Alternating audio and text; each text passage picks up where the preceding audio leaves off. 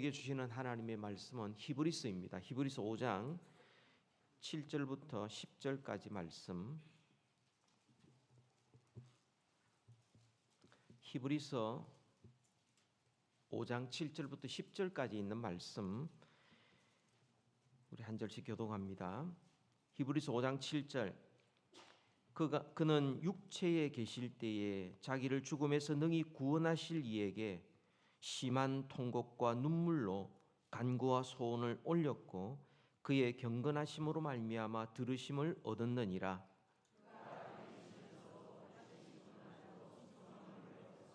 온전하게 되셨은즉 자기에게 순종하는 모든 자에게 영원한 구원의 근원이 되시고 하나님께 멜기세덱의 반차를 따른 대제사장이라 칭하심을 받으셨느니라. 아멘. 오늘은 종려주일입니다. 그래서 성찬 예식을 행하는데요.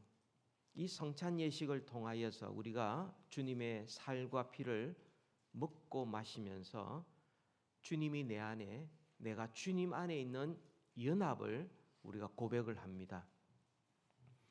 주님과의 연합을 고백할 뿐만 아니라 우리는 주님의 몸된 교회와의 연합도 우리가 고백하는 것이죠. 그래서 오늘 여러분 이 성찬 예식을 참여하면서 주님이 내 안에, 내가 주님 안에 있는 한 몸 된 것을 기억하고, 또한 우리가 앞뒤 전후에 앉아 계신 우리 성도들이 형제요 자매요 하나님의 식구요 가족인 것을 기억하면서 우리가 성찬 예식에 참여해야 하겠습니다. 또한 이번 한 주간 동안을 고난 주간이라 부르고 우리가 이번 한 주간 동안 특별 기도회를 하게 됩니다. 아침 6시 또 저녁 7시 두 번 중에 한 번만 여러분 참석하게 되는데, 이번 기도회 때 내가 참석할까 말까 고민하지 마시고 개근을 어떻게 할까 그것만 생각하시면 되겠습니다. 오늘의 기도의 주제가 십자가를 지기 위해 간절히 기도하신 예수님이라는 그런 제목으로 하게 됐는데, 오늘 설교의 주제도 십자가를 지기 위하여 기도하신 예수님의, 예수 그리스도에 대한 말씀을 우리가 하려고 합니다. 히브리서는 박해받는 그리스도인을 위하여 쓰여진 책으로 알려져 있는데요. 그들이 예수를 믿는다는 이유만으로, 신앙 때문에 온갖 종류의 핍박과 박해를 받고 있었지만, 그러나 그들이 예수 그리스도께서 이루신 구원은 영원히 안전하다, 그 말씀, 히브리서가 주는 그 말씀을 받았을 때에 그들은 비록 박해 가운데 있었지만 그들은 큰 위로를 받았을 것입니다. 오늘 읽은 이 본문 말씀은 우리가 직관적으로 이해되는 부분도 있지만 많은 부분은 한 번 더 생각하셔야 됩니다. 앞뒤 문맥도 보고, 그리고 신약 전체, 더 나아가 신구약 전체의 메시지와 연결시켜서 우리가 말씀을 깨달아야 되기 때문에 우리가 하나님의 말씀을 들을 때, 읽을 때에, 묵상하고 공부할 때에 우리는 한 번 더 생각하고, 그리고 좀 그 내용을 우리가 좀 더 깊이 생각할 필요가 있습니다. 오늘 7절부터 10절까지는 좀 난해한 본문인데요. 보시면은 예수님께서 육체에 계실 때에 자기를 죽음에서 능히 구원하실 이에게 심한 통곡과 눈물로 간구와 소원을 올렸다. 그리고 그의 경건하심으로 말미암아 들으심을 얻었느니라, 이렇게 말씀을 하고 있는데, 어떤 응답을 받았다는 겁니까? 죽으셨는데 무슨 응답을 받았다는 겁니까? 그리고 또 이어서 그가 아들이면서도 받으신 고난으로 순종함을 배워서라고 말했는데, 그러면 예수님은 순종하지 않을 때도 있었다는 이야기입니까? 그러면 순종을 배웠다는 이야기입니까? 그것도 고난을 통하여 배웠다고 그러는데 그것은 일반 사람은 이해가 됩니다. 사람은 태어나면서부터 죄악 가운데 죄성을 가졌기 때문에 고난 통해서 우리가 순종을 배워야 될 필요가 있습니다. 그러나 예수님은 완전하신 분인데 무슨 고난을 통하여 순종을 배운다는 말입니까? 온전하게 되셨은즉 라고 말씀하고 있는데 그러면 온전하지 않았을 때도 있었다는 이야기입니까? 예수님이 자기에게 순종하는 모든 자에게 영원한 구원의 근원이 되신다. 이 말씀만 보면 그러면 우리가 믿음으로 구원 얻는다고 그러는데 자기에게 순종하는 자에게 영원한 구원의 근원이 되신다. 그러면 행위로 구원 얻는 그 말씀을 하고 계시는가? 또 멜기세덱의 반차를 따른 대제사장이라 칭하심을 받으셨느니라 라고 말씀하는데 예수님께서 멜기세덱의 반차를 따라 대제사장이 되셨다는 말의 의미가 뭔가? 오늘 이 말씀을 읽어보면 여러분 그냥 그렇게 넘어갈 수도 있겠지만 한 번 더 생각해 볼 필요가 있겠고요. 이 말씀을 읽어보면 예수님께서 우리의 구원을 위하여 십자가를 지신 것이 어떤 의미인지 우리에게 말씀하고 계시고 또 이 말씀을 우리가 깨닫고 나서는 주님께서 우리에게 자기를 부인하고 자기 십자가를 지고 나를 따르라고 말씀하셨대. 우리가 어떻게 주님을 따라가는지 오늘 이 말씀을 통하여 다시 한번 확인하고 결단할 수 있기를 소원합니다. 오늘 두 가지를 말씀을 드리려고 합니다. 예수님께서 이루신 구원이 어떤 구원인가? 그리고 예수 그리스도를 믿음으로 우리가 구원을 얻는다는데 우리가 받은 구원이 어떤 구원인가? 우리가 이 말씀을 통하여 다시 한번 분명하게 깨달을 수 있기를 바랍니다. 첫 번째로 우리가 알아야 될 것은 예수님은 영원하신 제사장이십니다. 영원한 제사장이십니다. 그게 10절 말씀에 나옵니다. 같이 한번 읽읍시다. 하나님께 멜기세덱의 반차를 따는 대제사장이라 칭하심을 받으셨느니라. 여러분 구약에서 대제사장 혹은 제사장직이 왜 필요합니까? 거룩하신 하나님 앞에 죄인된 사람이 나아가 죄 용서함 받기 위해서 제사장직이 필요했던 겁니다. 그러면 제사장, 특별히 대제사장이 1년에 한 차례씩 대속죄일 날 속죄 제물의 피를 가지고 지성소에 들어가야만이 주님께서 용서를 해주시는데 그러면 대제사장의 자격이 뭡니까? 그게 1절부터 4절까지 나옵니다. 자격은 두 가지입니다. 첫 번째 자격은 백성들의 연약함을 동정할 수 있어야 됩니다. 두 번째 자격은 아무나 되는 것이 아니라 하나님께서 임명하셔야 됩니다. 그래서 구약의 대제사장은 자기가 연약합니다. 자기가 인간입니다. 죄성을 가진 죄인입니다. 그러니까 자기의 연약함 때문에 다른 사람의 연약함을 얼마든지 이해할 수 있었고 자기가 죄인이기 때문에 자신을 위하여 먼저 속죄의 제사를 드려야만 됐던 겁니다.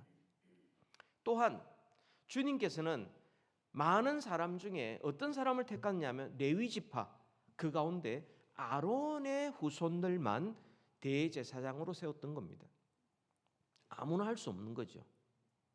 그런데 오늘 말씀에서 예수님이 멜기세덱의 반차를 따른 대제사장이라 칭하심을 받았다라는 말씀은 무슨 말씀이냐면 예수님도 대제사장이신데 육신을 입으셔서 모든 인간의 연약함을 경험하신 분이고 아시는 분이고 동정하실 뿐만 아니라 죄는 없으시기 때문에 속죄의 제사를 자신을 위하여 드릴 필요가 없으신 분이라 그런 뜻이고요.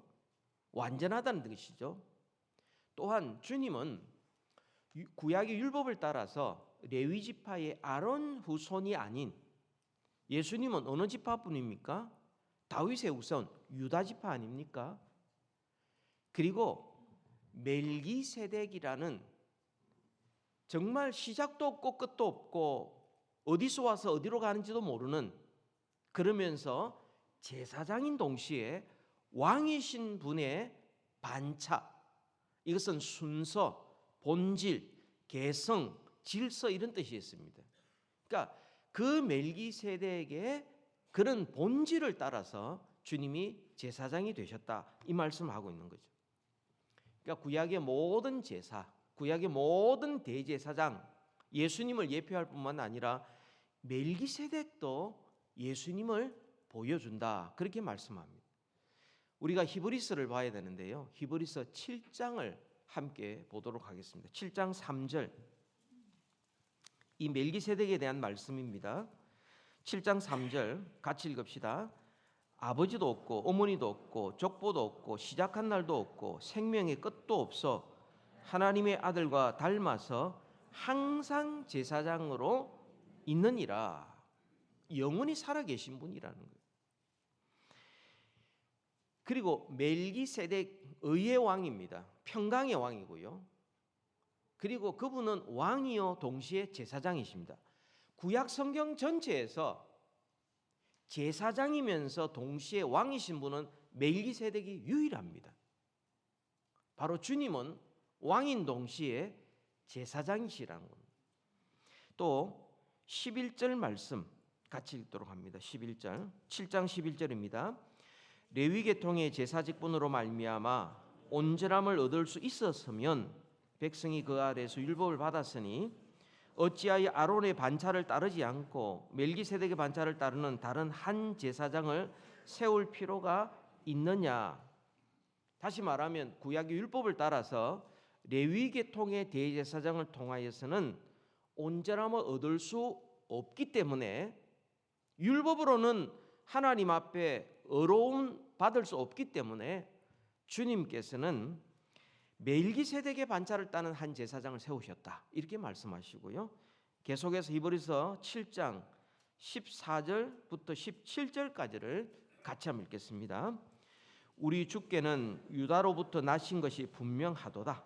이 지파에는 모세가 제사장들에 관하여 말한 것이 하나도 없고 멜기세덱과 같은 별다른 한 제사장이 일어난 것을 보니 더욱 분명하도다. 그는 육신에 속한 한 계명의 법을 따르지 아니하고 오직 불멸의 생명의 능력을 따라 되었으니 증언하기를 내가 영원히 멜기세덱의 반차를 따르는 제사장이라 하였도다. 아멘. 예수님께서 대제사장 되신 것은 육신에 속한 한 계명의 법을 따르지 않았다. 육신에 속한 계명은 죽음과 무능함밖에 나올 수가 없습니다. 그래서 주님께서는 오직 불멸의 생명의 능력을 따랐다. 이게 뭐냐면 영원한 생명과 완전함을 따라서 주님께서는 멜기세덱의 반차를 따른 제사장이 되셨는데 바로 영원한 대제사장이 되셨다, 그 말씀하고 있는 겁니다. 그러니까 주님께서는 왕이요 대제사장이시고 시작도 없고 끝도 없고 하나님의 아들과 같은 분이시고 항상 영원한 완전한 대제사장이시라는 겁니다. 그러니까 예수님께서 영원한 대제사장이란 말은 어떤 의미냐 하면 하나님과 사람 사이에 다른 이로서는 대사장이 될 수가 없다. 오직 예수 그리스도만이 유일한 중보시다. 유일한 대제사장이시다. 하나님께로 나아가는 길은 오직 한 길밖에 없다. 그 선고로 예수 그리스도를 통한 길밖에 없고 그리스도를 통한 길만이 영원하고 완전하고 주님의 죄 용서함을 받을 수 있고 구원 얻을 수 있는 유일한 길이라는 말씀입니다. 저와 여러분이 예수 그리스도를 믿었다는 것은 예수님이 영원한 대제사장이심을 우리가 믿음으로 우리가 하나님을 믿게 되고 하나님의 구원을 얻게 된 것입니다. 두 번째로는 예수님은 완전히 순종하신 아들이십니다. 완전히 순종하신 아들이십니다. 우리가 7, 8, 9절 같이 한 번 더 읽도록 하겠습니다. 7절, 8절, 9절. 그는 육체에 계실 때에 자기를 죽음에서 능히 구원하실 이에게 심한 통곡과 눈물로 간구와 소원을 올렸고 그의 경건하심으로 말미암아 들으심을 얻었느니라. 그가 아들이시면서도 받으신 고난으로 순종함을 배워서 온전하게 되셨은즉 자기에게 순종하는 모든 자에게 영원한 구원의 근원이 되시고. 아멘.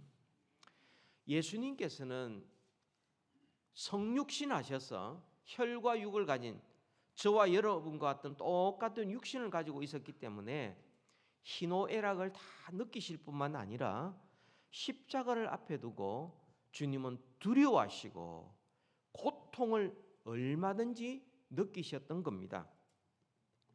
그런데 오늘 7절에 보니까 그는 육체에 계실 때에, 그렇죠, 연약할 때에 자기를 죽음에서 능히 구원하실 이에게, 누구십니까? 하나님이시죠. 심한 통곡과 눈물로, 큰 외침과 눈물로 간구와 소원을 올렸고 그의 경건하심으로 말미암아 들으심을 얻었느니라. 이렇게 말씀을 합니다. 우리가 이 말씀을 읽으면서 이게 바로 겟세마네 동산에서 예수님께서 기도하신 것으로 우리가 이해합니다. 많은 학자들도 그렇게 합니다. 근데 여러분, 이 말씀을 단순히 겟세마네 동산에서 기도하신 내용으로만 안다면 주님께서 기도하실 때 뭐라고 하셨습니까? 이 잔을 내게서 옮기시옵소서. 누가복음 버전에서 이 잔을 내게서 지나가게 하옵소서. 마태복음 버전입니다. 그러니까 이 십자가의 죽음을 옮기든지 지나가게 하든지 피하도록 주님께서 기도했는데 결과적으로는 주님은 십자가에 죽으셨습니다. 그런데 성경은 뭐라고 말씀하냐면 그의 경건하심으로 말미암아 들으심을 얻었느니라라고 말씀합니다. 하나님께서 뭘 들으신 겁니까? 아니, 지나가게 하옵소서, 옮겨 주옵소서라고 기도했는데 하나님께서 뭘 응답해 주신 겁니까? 그런 점에서 이것은 단순히 십자가의 죽음을 피하도록 한 기도가 아니었다는 사실을 우리가 알 수가 있습니다. 그러니까 여기에 대해서 예수님께서 겟세마네 동산에서 이 잔을 내게서 옮기시옵소서, 나의 원대로 마옵시고 아버지의 원대로 되기를 원합니다라고 주님께서 그렇게 기도하셨는 이 내용에 대해서 오늘 히브리서 5장 7절에서 그의 경건하심으로 말미암아 들으심을 얻었다라고 말씀하는데 뭘 들으셨는가? 뭘 간구하셨는가? 어떻게 응답됐는가? 여기에 대해서 한 3가지 정도 이렇게 견해들이 있습니다. 첫 번째로는 주님께서 하신 이 기도는 어떻게 응답됐느냐 하면 죽음의 상태에 머물지 않도록 그렇게 기도하셨다. 그래서 하나님께서 들으시고 그 죽음의 상태에 있지 않고 그를 일으켜서 부활 승천하게 하셨다라고 해석하는 게 첫 번째 해석입니다. 근데 여기에는 심각한 신학적인 문제가 있습니다. 왜냐하면 만약에 예수님께서 그렇게 기도하지 않았더라면 예수님의 부활과 성천이 없었을 거라는 거예요.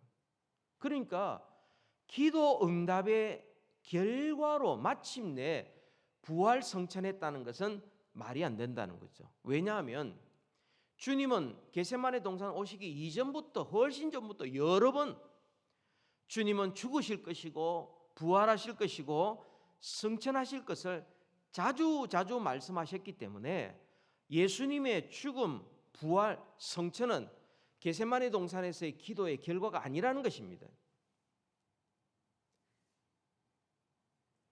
또 두 번째 의미는 어떤 의미냐면, 두 번째 견해는 죽음을 피하게 달라는 기도가 아니라 죽음의 두려움으로부터 구해달라는 기도일 것이다. 이 많은 학자들이 그렇게 해석을 합니다. 그래서 기도 응답이 어떻게 됐냐면 두려움 없이 담대하게 십자가를 졌다. 이렇게 응답해 주셨다라고 설명을 하는데요. 그럴듯하게 들리지만 이거는 히브리서 전체의 메시지와는 또 반대가 됩니다.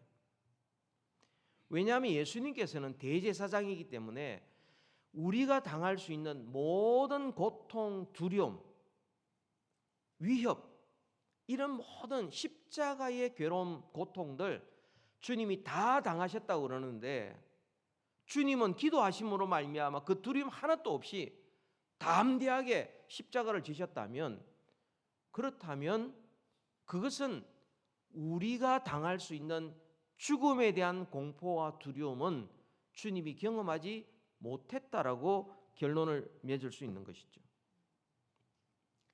오히려 주님은 더 큰 고통을 당하셨습니다. 더 큰 고통 당하셨어요. 두려움을 없이 하도록 기도한 것이 아니었던 것이 십자가에 달렸을 때 나의 하나님 나의 하나님 어찌하여 나를 버리시나이까라고 기도하셨지 않습니까? 그러니까 하나님으로부터 단절되는 그 고통, 육신의 극심한 그런 목마름, 아무도 알지 못하는 그런 죽음의 공포, 두려움, 괴로움을 인류의 모든 죄를 홀로 지시고 십자가를 지고 가시는 이 고통은 어느 누구도 경험할 수 없는 더 극심한 고통이었습니다.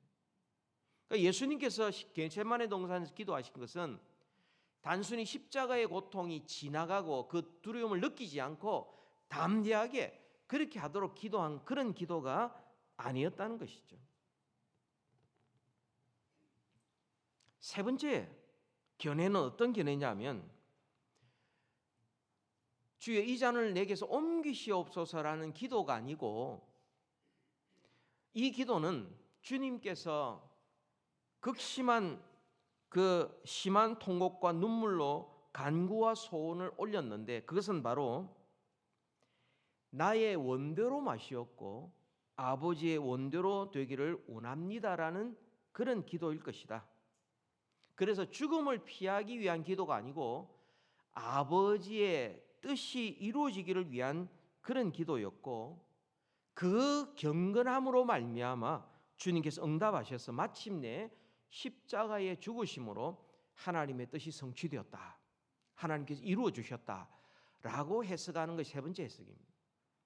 그런데 이것도 그나마 이 세 개 가운데 가장 합리적인 것이지만 이것도 문제가 뭐냐면 기도 응답의 결과로 죽음과 부활이 일어났다라는 것 때문에, 그러니까 기도했기 때문에 그게 일어났다는 것 때문에 그건 아주 적절하지 않는 그런 이해인 것입니다.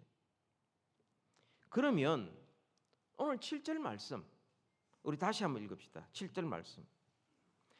그는 육체에 계실 때에 자기를 죽음에서 능히 구원하실 이에게 심한 통곡과 눈물로 간구와 소원을 올렸고 그의 경건하심으로 말미암아 들으심을 얻었느니라. 무슨 뜻입니까? 그러니까 지금까지 제가 말씀드린 대로 그런 죽음을 경험하지 않도록 혹은 두려움을 경험하지 않도록 혹은 아버지의 뜻이 이루어지도록 그렇게 기도한 결과 그래서 두려움도 없고 그리고 하나님의 뜻이 성취되었다라는 것이 다 부족하다, 해석상 문제가 있다라고 말씀을 드렸습니다. 그러면 이 말씀의 내용이 무슨 뜻이냐? 예수님께서 심한 통곡과 눈물로 드리신 기도와 간구라는 말은 곧 하나님께 드리는 희생 제물이었다는 겁니다. 제물이었다는 것입니다. 그래서 들으심을 받았다라는 것은 기도 응답했다는 것이 아니라 하나님께서 주님의 그 순종의 제사를, 그 헌신의 제사를 주님께서 기쁘게 연락해 주셨다, 기쁘게 받으셨다, 바로 그 내용이라는 것이죠. 여러분 7절에서 예수님께서 심한 통곡과 눈물로 간구와 소원을 올렸고라는 이 단어는 하나님 앞에 제사를 드린다는 단어와 똑같은 프로스페로라는 똑같은 단어를 사용하고 있습니다. 그러니까 눈물과 간구로 올렸고라는 것이 예수님의 희생 제사와 같았다라는 뜻입니다. 여러분, 오늘 본문 읽지는 않았지만 5장 1절에 보시면은 5장 1절 읽어드립니다. 대제사장마다 사람 가운데에서 택한 자이므로 하나님께 속한 일에 사람을 위하여 예물과 속죄하는 제사를 드리게 하나니, 이 드리다라는 말, 프로스페로라는 드리다는 이 말과, 그리고 3절에 그러므로 백성을 위하여 속죄제를 드림과 같이 또한 자신을 위하여도 드리는 것이 마땅하니라. 이 드림과 드리는 것, 프로스페로, 똑같은 단어를 사용하고 있습니다.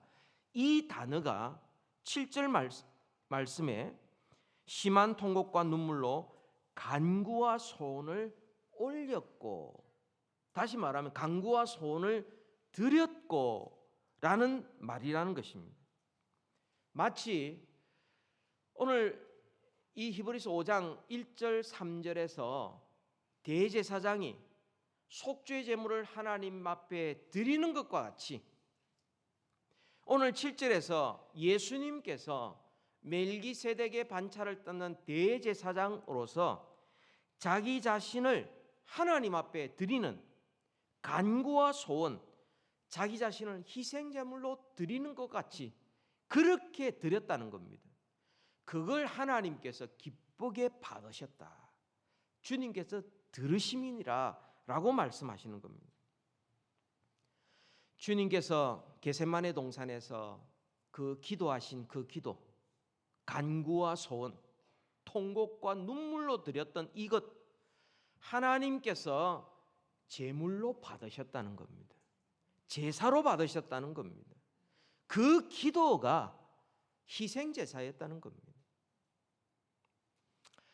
여러분, 성경에 보면은 우리의 기도가 자주 하나님께 드리는 제물로 간주가 되고요, 우리가 하나님 앞에 드리는 찬송도, 하나님의 뜻을 행하는 것도, 하나님의 이름으로 행하는 모든 선행과 나눔도 성경에서는 그것을 제사라고 이야기를 합니다. 하나님 앞에 드리는 거라고 말합니다. 히브리서 13장 15절 16절을 찾으셔서 우리 같이 한번 읽으십시다.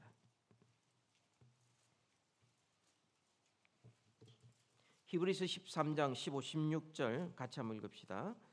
그러므로 우리는 예수로 말미암아 항상 찬송의 제사를 하나님께 드리자. 이는 그 이름을 증언하는 입술의 열매니라.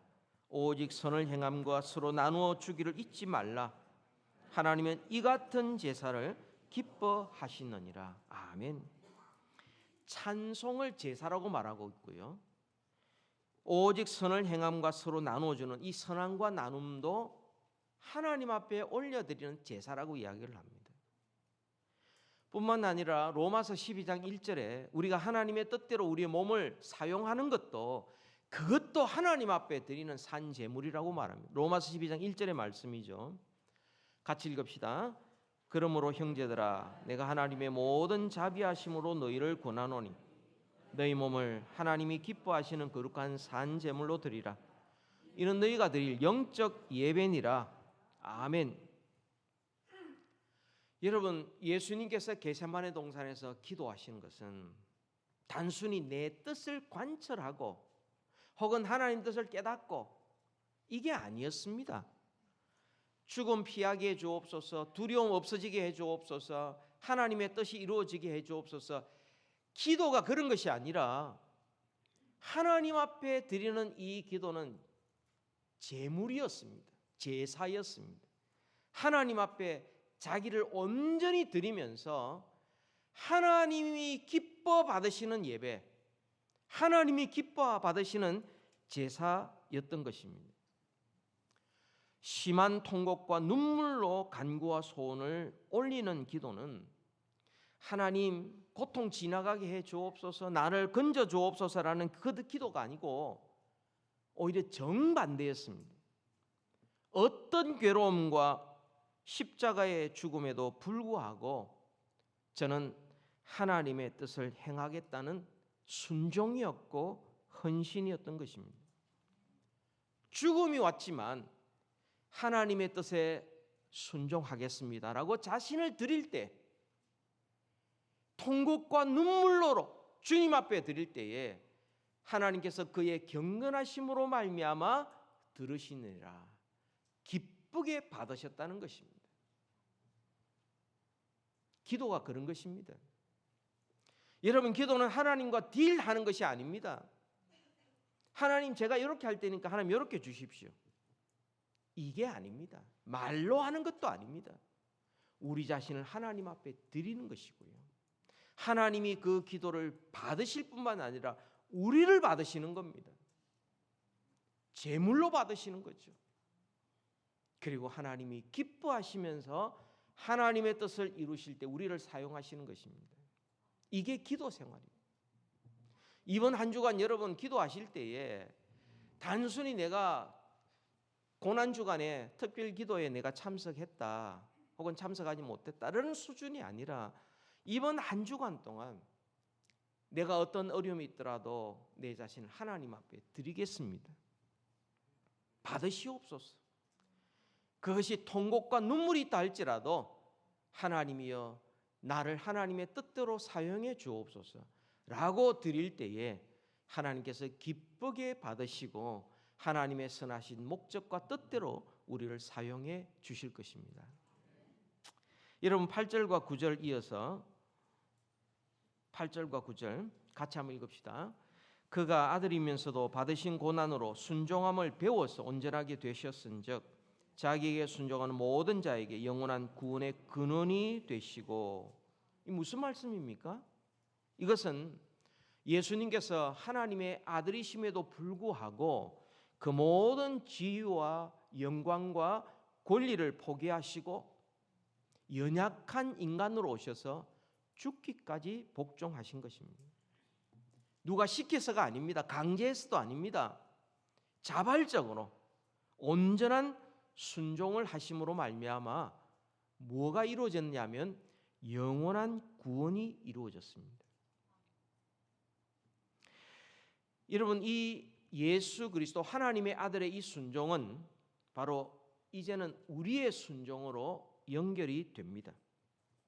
다시 말하면 예수님의 순종, 온전한 순종, 이 순종은 우리의 모범일 뿐만 아니라 우리로 하여금 하나님의 뜻에 순종하게 하는 힘이 되는 것입니다.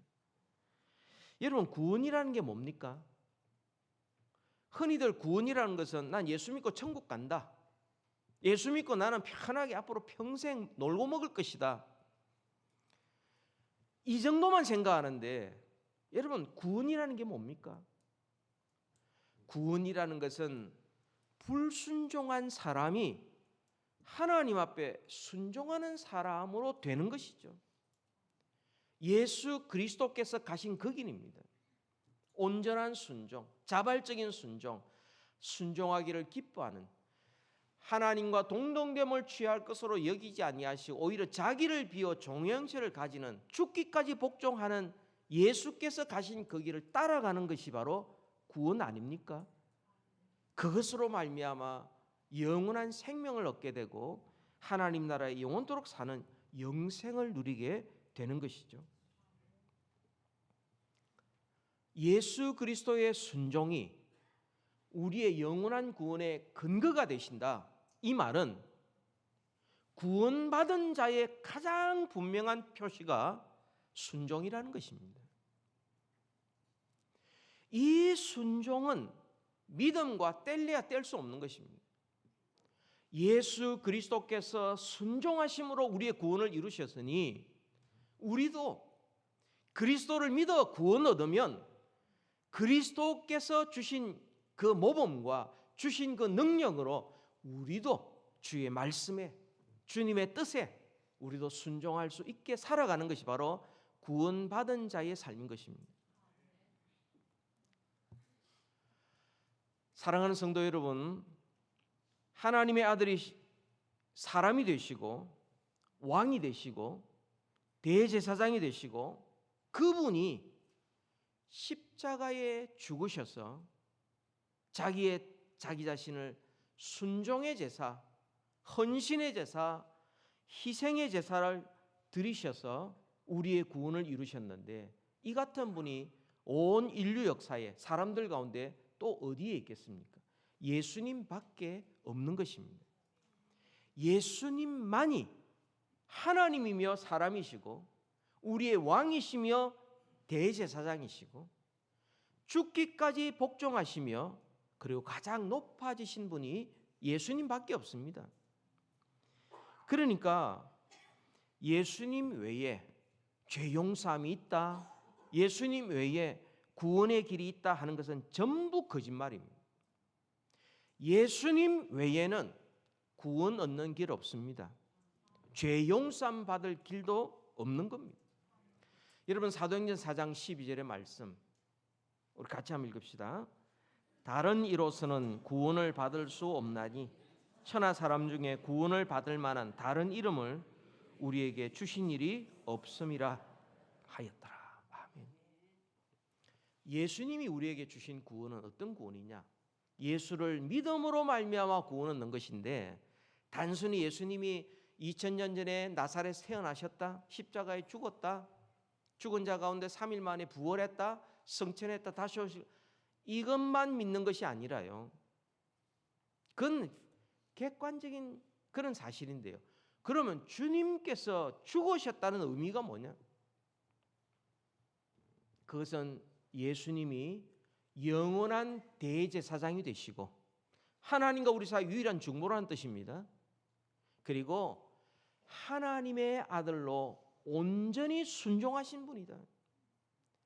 예수님께서 자기 몸으로 대제사장이 자기 자신의 몸을 제물 삼아 하나님 앞에 단번에 영원한 제사를 드린 그 제사와 주님께서 온전히 순종하신 그 순종 덕분에 그리스도를 믿으면 구원을 얻는 것입니다.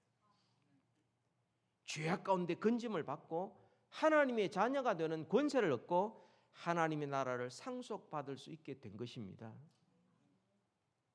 예수님이 우리를 위하여 이루신 그 구원, 단번에 영원한 제사드리시고 완전한 순종을 이루셨기에 예수 그리스도 안에 있는 우리의 구원도 안전하고 영원하고 그리고 완전한 것입니다.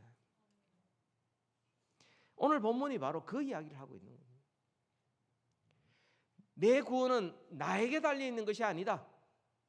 내가 얼마나 열심히 노력하고 얼마나 착한 일을 하고 이렇게 해서 되는 것이 아니고 예수 그리스도께서 영원한 대제사장이신데 그분이 자기 몸으로 제사를 드리셨다. 그 제사를 주님이 받으셨다. 그래서 우리도 그리스도 안에 있을 때에 그리스도를 믿을 때에 하나님이 우리를 받으시고 그리고 주님께서 온전히 순종하셨기에 하나님의 아들로서 우리가 예수 그리스도를 영접했을 때 주님께서는 우리를 자녀로 받아주실 뿐만 아니라 우리로 하여금 하나님 앞에 순종하는 주님의 자녀 되게 만드셨다는 겁니다. 이게 구원입니다.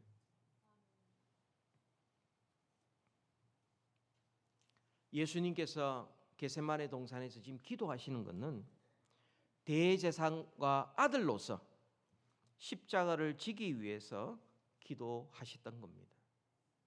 우리는 어떻게 살아야겠습니까? 마지막 성경 한 구절만 더 찾아겠습니다. 누가복음 9장 23절 같이 읽읍시다. 또 무리에게 이르시되 아무든지 나를 따라오려거든 자기를 부인하고 날마다 제 십자가를 지고 나를 따를 것이니라. 아멘. 주님이 가신 그 길입니다. 자기를 부인하고 자기 십자가를 지고 따르는 그 길만이 구원의 길이고 영생에 이르는 길입니다. 이번 한 주간 우리가 특별히 주님께서 잡히시고 그리고 겟세마네 동산에서 기도하시고 그리고 십자가에 달려서 기도하시는 이 일주일 동안 그 주님의 이 기도 우리가 살펴보면서 주님께서 자기 자신을 단번에 영원한 제사를 드리며 아들로서 대제사장으로서 우리의 구원을 이루시기 위하여 십자가를 지기 위하여 기도하시는 것을 우리가 살펴보게 될 텐데요. 이번 한 주간 동안 여러분 함께 기도하면서 우리도 기도하는 가운데 자기를 부인하고 우리의 십자가를 지고 주님 가신 그 길을 따라감으로 마침내 부활의 영광에 이르는 우리 모두 되기를 예수님의 이름으로 축복합니다.